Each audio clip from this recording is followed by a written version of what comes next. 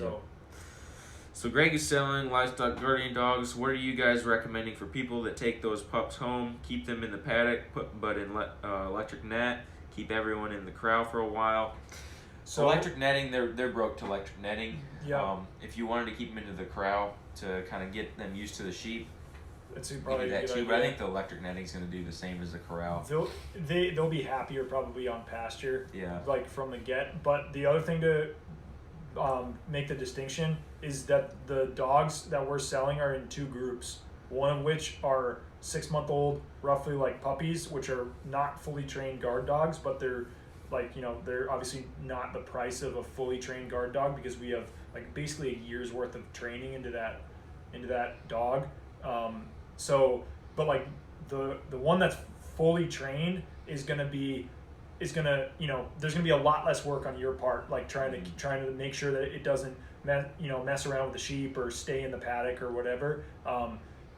And it's even after the 1 year, they're still going to be growing, and you have to keep until they're about 2-3 years old. Like that's when they've sort of like start to like fully mature out. So you got to be on the lookout. But basically, once you get to that year mark, you're sort of out of the woods. You're kind of past the juvenile stage where they can really cause trouble. Like for the most part, they're going to be okay. And then 2-3 years plus, like if you're good, if they haven't like gone after sheep by the time they're 2 or 3 years old, like you should be totally good for the rest of that dog's life. But yeah, I would say make sure you have them in netting when they first get there, just so the dog understands like this is home. This is home, and these are my sheep. And make sure he's eating.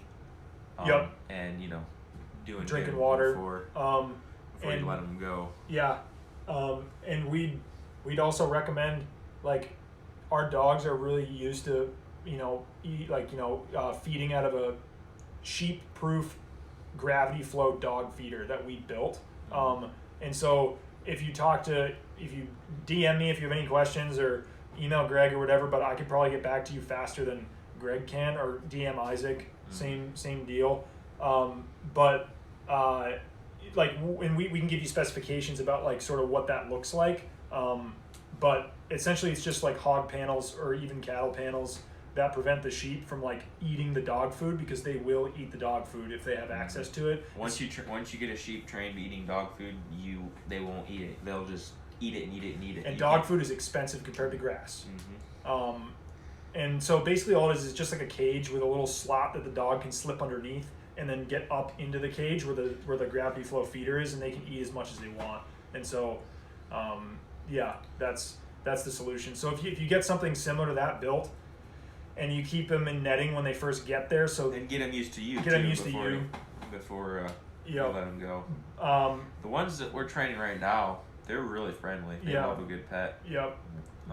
There's been some in the past that Greg's been a lot harder to pet, but once they're even like our older dogs, Big Boy and Lady, they love a good pet every once in a while. But and really, like when it comes to dogs, the thing to also remember is that they're not pets. Yeah. And that's one of the hardest things to get through to people sometimes, is the fact that like your frame of mind, because your experience with dogs in the past has been house dogs, and so like that's you just love it. Yeah, you just love them and you love petting them, and they'll love it. And the dogs that we raise, most of them will love getting a pet or whatever. But you can ruin a dog very fast, especially if it's one of those 6-month-old dogs. By petting them too much, they follow you back to the truck. You don't reprimand them, and the next thing you know, you have a house dog instead of a guard dog, and your sheep start dying. So they have a job to do, and they love doing that job. And so if you can, when you're in the paddock, you can, give them a good pet or whatever. You can give them attention. As much as you want, but like when you go to leave the paddock, you need to make sure that they understand that like you leaving means that's the boundary. Like we're done. You're not following me back. And so our solution is you have like basically just a stick with a little trash bag that's like taped to the end of it, and just whack that thing on the ground, not at the dog but on the ground, and it just sort of freaks them out, and it like snaps them out of whatever they're doing. Especially if you're getting one of Greg's dogs, they'll trained to that. They'll be broke to that. We bring that thing with us every time we go to the sheep. The puppy whipper. Which is not for whipping puppies, but it's for whipping the ground. You're not supposed to really hit dogs, because then they won't trust you anymore, and it's really difficult to deal with them at that point. Yep.